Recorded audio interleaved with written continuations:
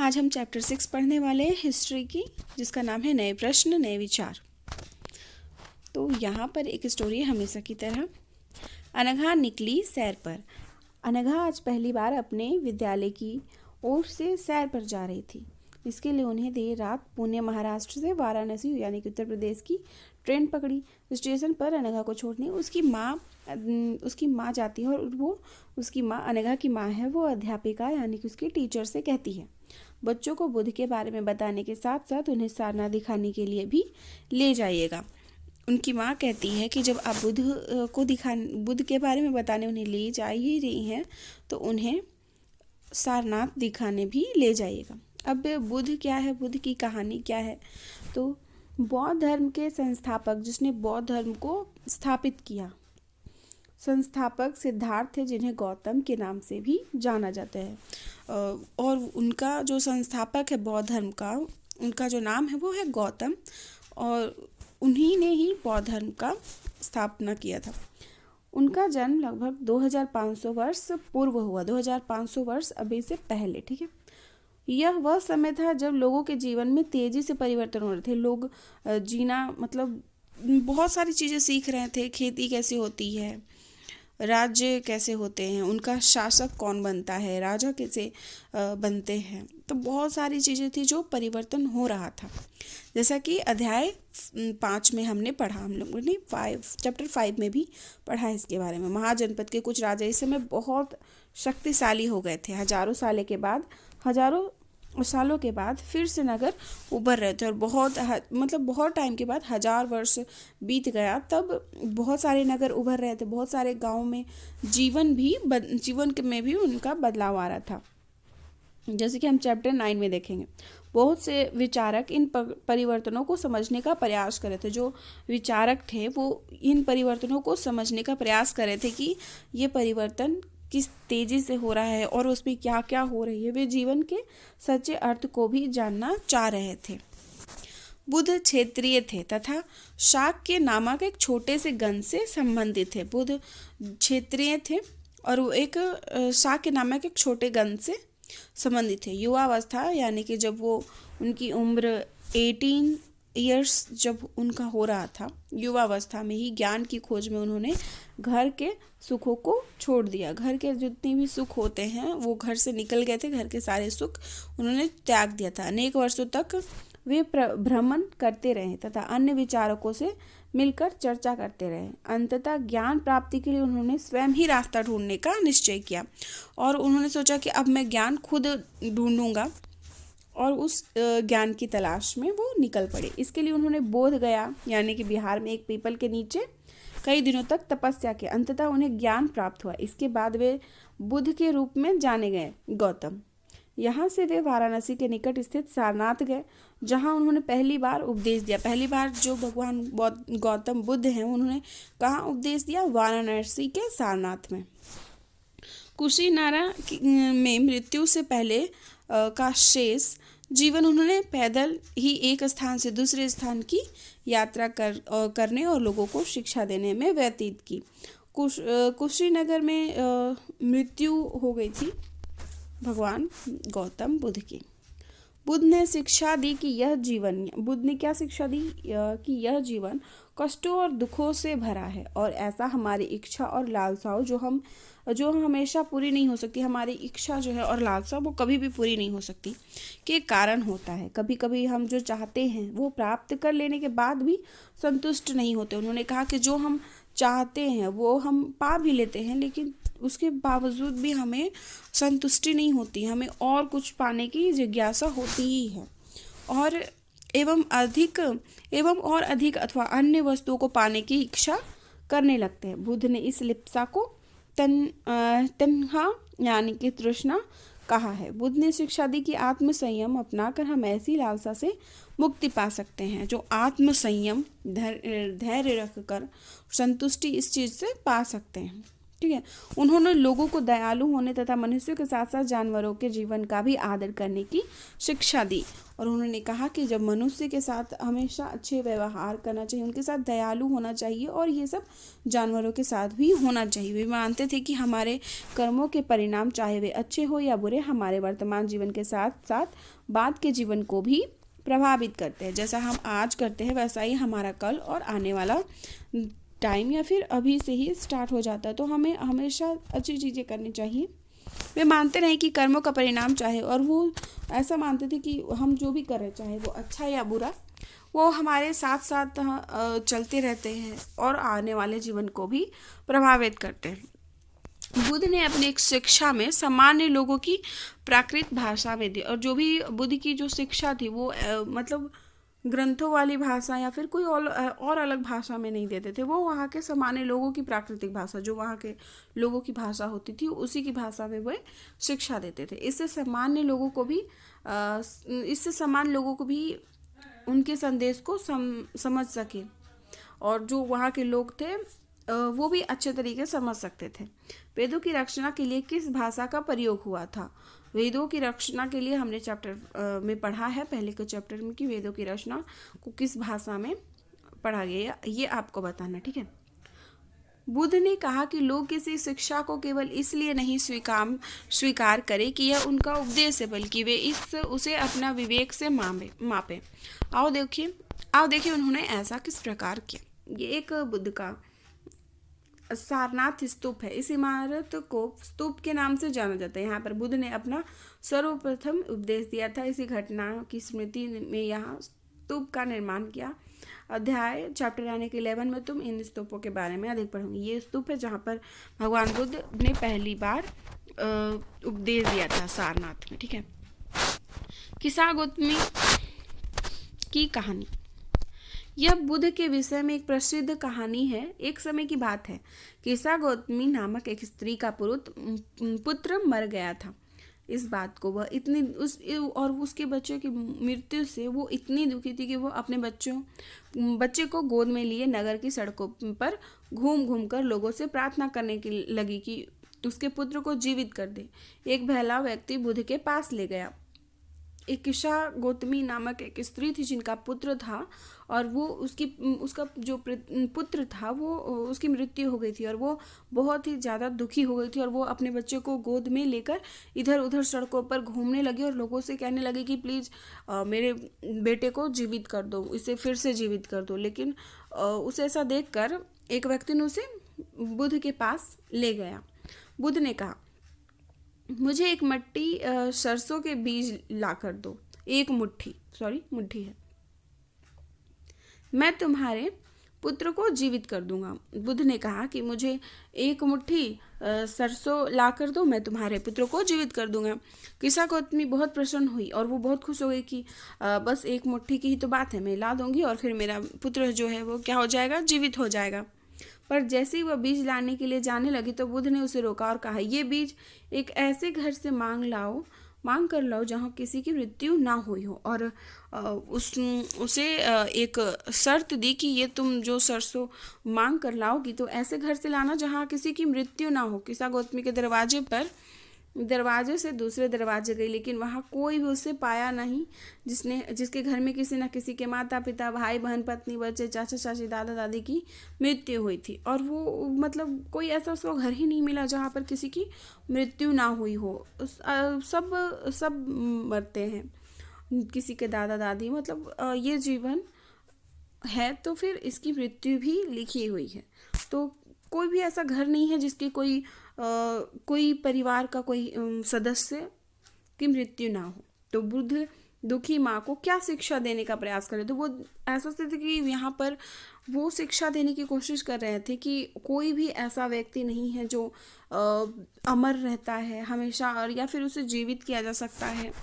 तो स्त्री को इस तरह से वो उपदेश दे रहे थे कि वो सरसों से कहीं भी नहीं मिलेगा, क्योंकि कोई भी व्यक्ति आता है तो उसे जाना ही पड़ता है। तो वो धीरे धीरे उसे समझ में आ गया था। अब क्या है, उपनिषद क्या है। ठीक है। जिस समय बुद्ध उपदेश दे रहे थे उसी समय या उससे भी थोड़ा पहले दूसरे अन्य चिंतक भी कठिन प्रश्नों के उत्तर ढूंढने का प्रयास कर रहे थे। जो चिंतक थे उनमें से कुछ की मृत्यु के बाद भी बाद के जीवन के बारे में जानना चाहते थे, जबकि अन्य यज्ञों को उपयोगिता के बारे में जानने को उत्सुक थे। और जो भी अन्य जो उपनिषद हैं और वो यज्ञ जो होता था उसकी उपयोगिता को जानने के लिए भी उत्सुक थे, और बहुत सारे इन परिवर्तनों के और इन सारे प्रश्नों का हल भी ढूंढने में थे उपनिषद जो थे। इनमें से अधिकांश चिंतक का यह मानना था कि विश्व में कुछ तो ऐसा है जो स्थायी है और जो मृत्यु के बाद भी बचा रहता है। उन्होंने इसका वर्णन आत्मा तथा ब्रह्मा एवं सार्वभौम आत्मा के रूप में किया। वे मानते हैं कि अंततः आत्मा तथा ब्रह्मा एक ही है। जो आत्मा और ब्रह्मा होते हैं वो एक ही है। अब उसके आगे हम पढ़ेंगे, तब तक हम ये पढ़ लेते हैं। भारतीय दर्शन की 6 पद्धति पड दर्शन। सदियों से भारत द्वारा सत्य की बौद्धिक खोज का प्रतिनिधित्व दर्शन की 6 शाखाओं ने किया। ये वैशेषिक, न्याय, सांख्य, योग, पूर्व मीमांसा और वेदांत या उत्तर मीमांसा के नाम से जाने जाते हैं। दर्शन की इन 6 पद्धतियों की स्थापना क्रमशः ऋषि कनद, गौतम, कपिल, पतंजलि, जैमिनी और व्यास द्वारा मानी गई है। जो भी ये खोज हुई थी, जैसे कि मीमांसा नाम से जो विख्यात थी, इसमें बहुत सारे थे जो इन चीज़ों को खोजे थे, तो वहाँ पे इनकी नाम दिया गया, जो आज भी देश के बौद्धिक चर्चा को दिशा देते हैं। जर्मन मूल के ब्रिटिश भारतविद फ्रेडरिक मैक्स मूलर के अनुसार दर्शन की इन 6 शाखाओं का विकास कई पीढ़ियों के दौरान व्यक्तिगत विचारकों के योगदान से हुआ। यद्यपि एक दूसरे से भिन्न दिखते हैं, तथापि सत्य की समझ में आधारभूत तालमेल दिखता है। ये सब सत्य की खोज में करे थे। यहाँ पे क्या कि आत्मा और ब्रह्मा एक ही है, ऐसे कई विचार का संकलन उपनिषद में हुआ है। उपनिषद उत्तर वैदिक ग्रंथों का हिस्सा है। जो उपनिषद का शाब्दिक अर्थ है गुरु के समीप बैठना। उपनिषद का जो शाब्दिक अर्थ है वो क्या है? गुरु के समीप बैठना। इन ग्रंथों में अध्यापकों और विद्यार्थियों के बीच में बातचीत का संकलन किया गया। प्रायः यह विचार सामान्य वार्तालाप के रूप में प्रस्तुत किए गए हैं। ठीक है। अब है बुद्धिमान भिखारी। यह वर्तमान छांदोग्य उपनिषद नामक एक प्रसिद्ध उपनिषद की कहानी पर आधारित है। शौनक व अभिप्रतापऋण नामक 2 ऋषि सार्वभौम आत्मा की उपासना करते थे। एक बार जो ही वे भोजन करने के लिए बैठे, एक भिखारी आया और भोजन मांगने लगा। शौनक ने कहा, हम तुम्हें कुछ नहीं दे सकते। भिखारी ने पूछा, द्विजन, आप किसकी उपासना करते हैं? अभिप्रतारिण ने उत्तर दिया, सार्वभौम आत्मा की। ओह, इसका मतलब आप यह जानते हैं कि सार्वभौम आत्मा संपूर्ण विश्व में विद्यमान है। ऋषियों ने कहा, हाँ, हम यह जानते हैं। भिखारी ने फिर पूछा, अगर यह सार्वभौम आत्मा संपूर्ण विश्व में विद्यमान है तो यह मेरे अंदर भी विद्यमान है। मैं कौन हूँ? मैं इस विश्व का ही एक भाग ही तो हूँ। तो फिर ऋषि जो बोलते हैं, तुम सत्य बोलते हो युवा ब्राह्मण, इसीलिए हे ऋषि, मुझे भोजन ना देकर आप उस सार्वभौम आत्मा को भोजन देने से मना कर रहे हैं। भिखारी की बात की सच्चाई को जानकर ऋषियों ने उसे भोजन दे दिया। भिखारी ने भोजन पाने के लिए ऋषियों को किस तरह मनाया, ये तो यहाँ पे पूरे साफ तरीके से पता चल रहा है कि किस तरह मनाया। इन चर्चाओं में भाग लेने वाले अधिकांशतः पुरुष ब्राह्मण तथा राजा होते थे। कभी कभी गार्गी जैसे स्त्री विचारक का भी उल्लेख मिलता है। विद्वता के लिए प्रसिद्ध गार्गी राज दरबारों में होने वाले वाद विवाद में भाग लिया करती थी।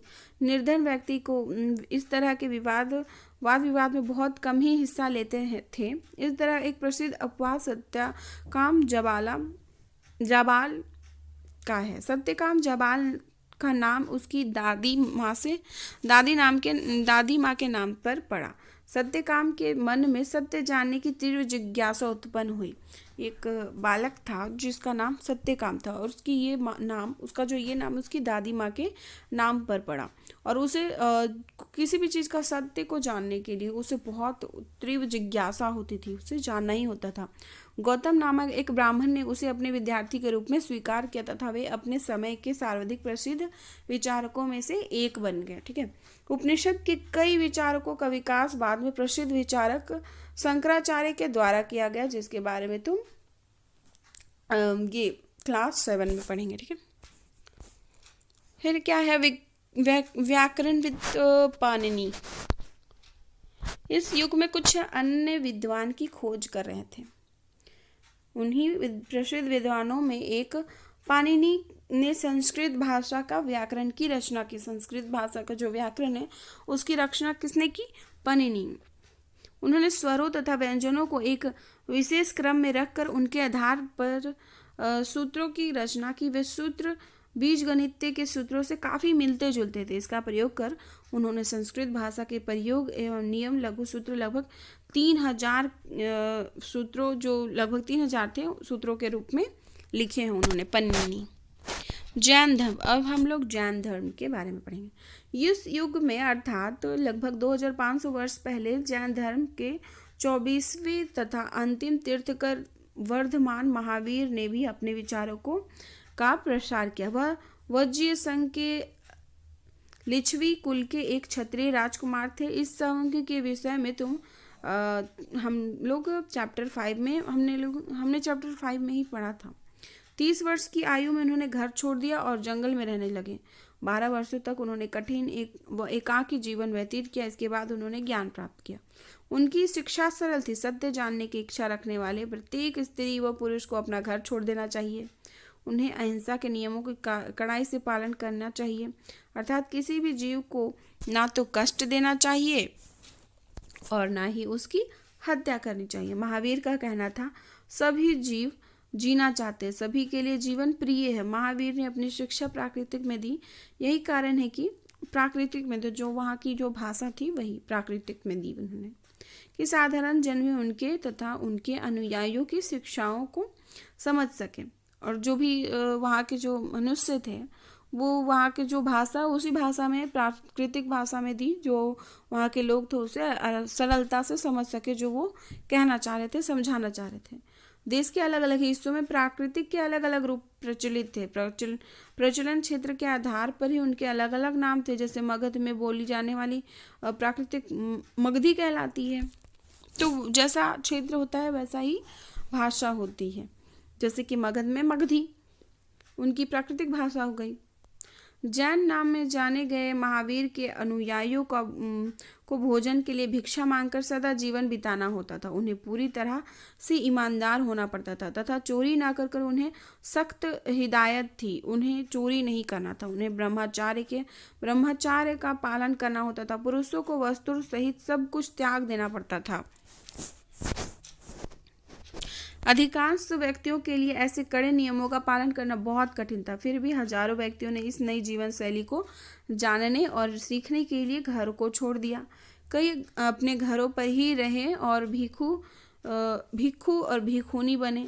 लोगों को भोजन प्रदान कर उसकी सहायता करते रहे। मुख्यतः व्यापारियों ने जैन धर्म का समर्थन किया। किसानों के लिए इन नियमों का पालन अत्यंत कठिन था, क्योंकि फसल की रक्षा करने के लिए उन्हें कीड़े मकोड़ों को मारना पड़ता था। और जो इस शिक्षा में क्या था कि कोई भी जानवरों को मारा ना जाए। बाद में सदियों में जैन धर्म उत्तर भारत के कई हिस्सों के साथ साथ गुजरात, तमिलनाडु और कर्नाटक में भी फैल गई है जैन धर्म।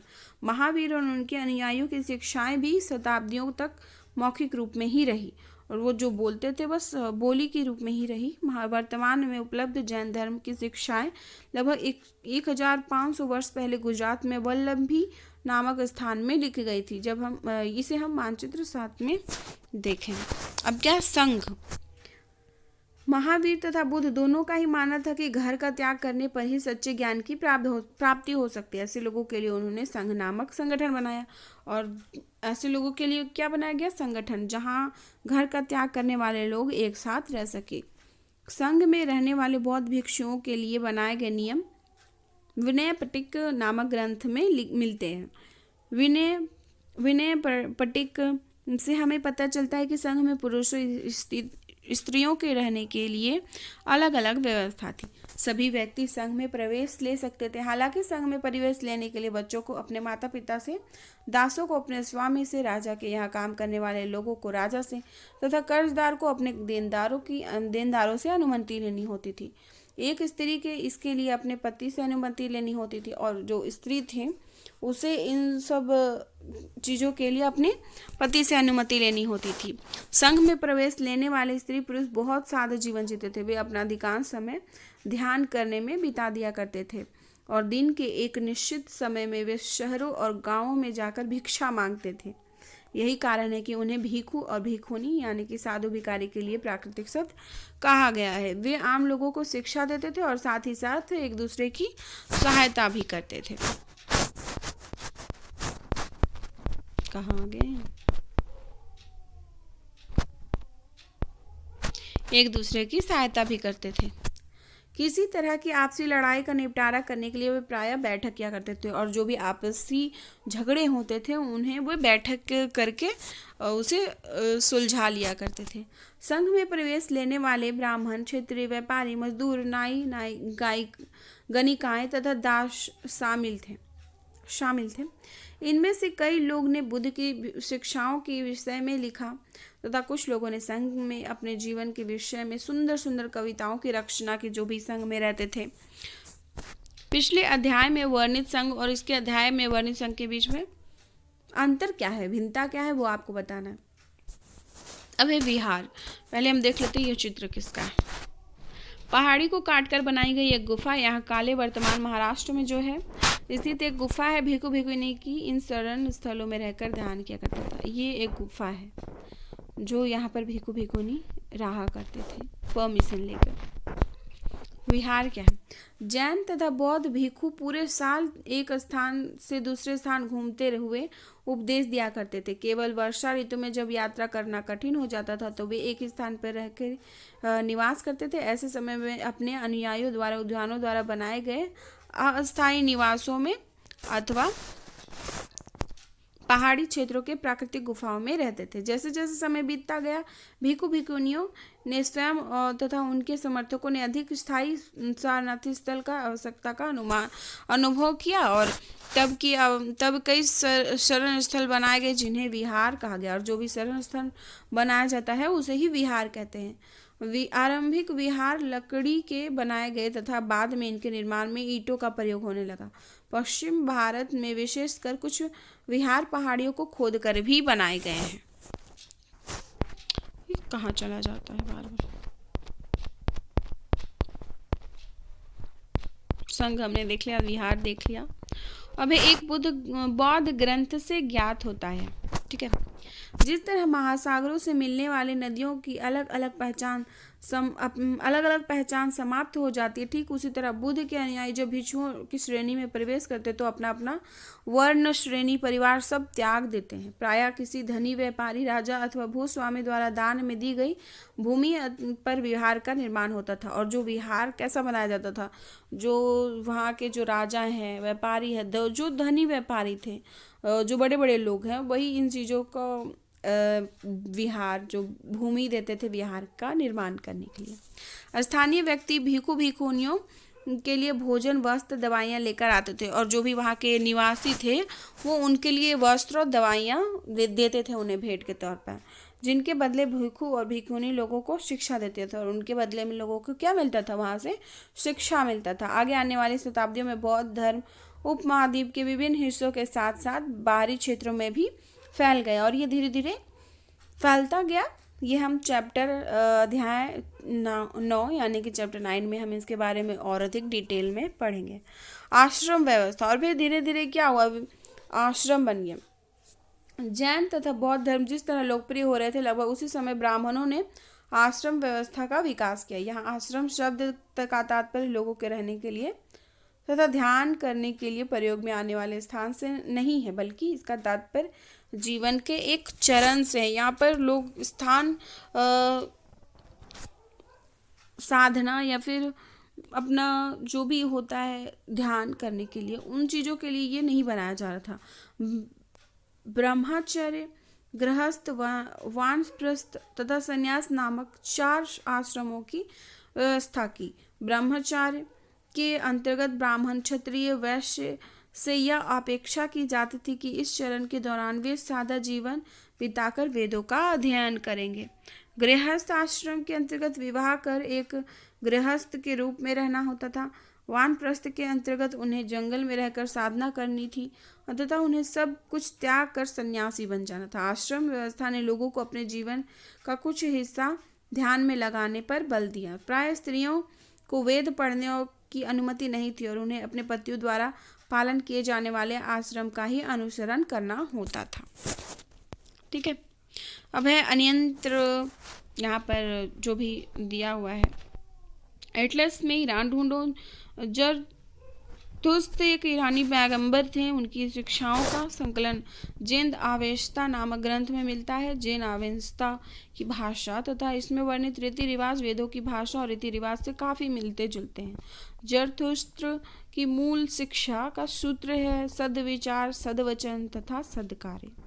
हे ईश्वर, इसका अर्थ है हे ईश्वर, बल, सत्य प्रधानता एवं सद्विचार प्रदान कीजिए जिनके जरिए हम शांति बना सकें। 1000 से अधिक वर्षों तक जरथुस्त्रावाद ईरान का एक प्रमुख धर्म रहा, जो बाद में कुछ जरथुस्त्रावादी ईरानी से आकर गुजरात और महाराष्ट्र के तटीय नगरों में बस गए। वे लोग आज के पारसियों के पूर्वज हैं।